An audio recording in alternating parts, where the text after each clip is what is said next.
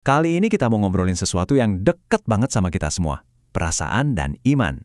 Spesifiknya, gimana sih caranya kita bisa mengelola emosi-emosi yang kadang rasanya, wah, liar banget, dengan berpegang pada sebuah kebenaran. Pasti pernah kan, ada momen-momen di mana kita tuh kayak tenggelam sama kesedihan, kemarahan, atau cemas yang kuat banget.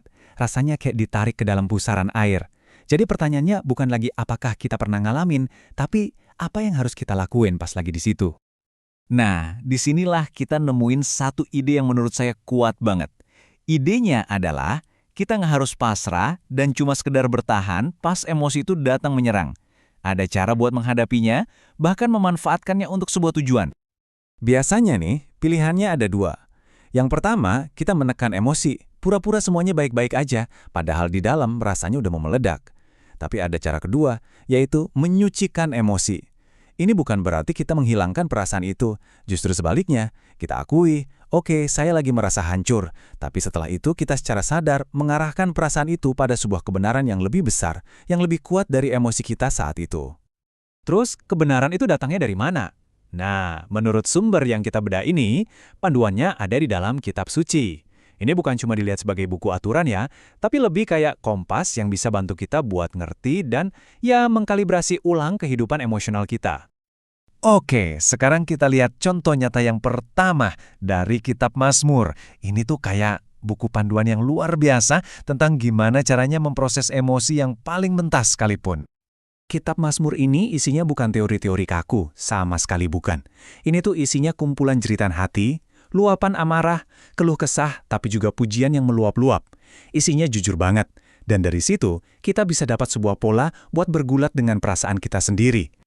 Coba deh, dengerin gimana jujurnya kalimat ini. Nggak ada yang ditutup-tutupin. Ini suara orang yang lagi benar-benar putus asa. Sang pemazmur teriak, nanya, kapan penderitaannya bakal berakhir? Jujur banget dan sangat manusiawi. Tapi, lihat ini. Di Mazmur yang sama, tiba-tiba nadanya berubah total. Dari yang tadinya, berapa lama lagi Tuhan? Jadi, Tuhan telah mendengar doaku. Wah, ini suasananya berbalik 180 derajat. Dari putus asa total, jadi keyakinan penuh. Kira-kira apa ya yang terjadi di antara dua ayat ini? Nah, ini dia kuncinya. Pergeseran dramatis itu terjadi karena ada perubahan fokus. Sang pemazmur berhenti menatap badai perasaannya sendiri dan mulai mengalihkan pandangannya ke kebenaran tentang siapa Tuhannya. Tuhan yang mendengar, Tuhan yang peduli, dan Tuhan yang akan bertindak. Fokusnya pindah dari masalah ke solusi. Sekarang kita lanjut ke contoh kedua dari kitab Ratapan. Di sini kita bakal lihat kalau pergeseran fokus ini bukan sesuatu yang terjadi secara ajaib gitu aja, tapi sebuah pilihan yang dibuat secara sadar dan sengaja. Yeremia nunjukin prosesnya langkah demi langkah. Pertama, dia nggak menyangkal penderitaannya. Dia benar-benar merasakannya.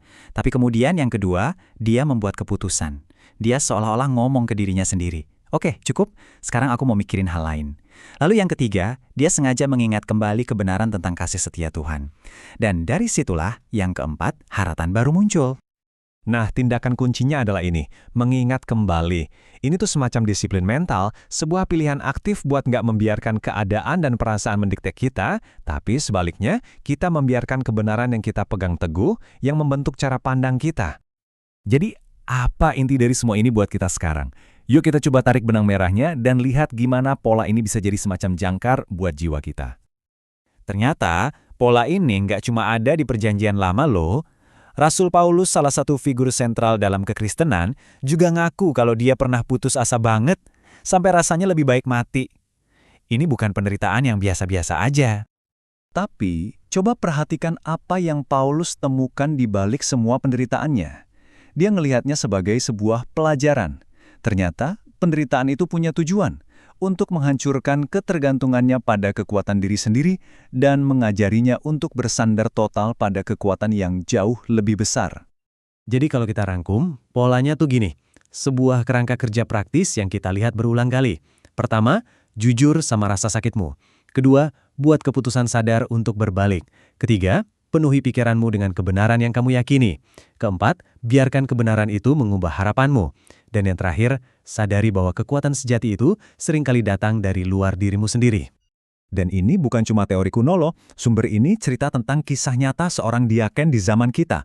Saat istrinya sekarat karena kanker, ayat inilah yang jadi jangkarnya. Janji ini nggak menghilangkan rasa sakitnya, tapi memberinya kekuatan yang cukup untuk hari itu, setiap hari.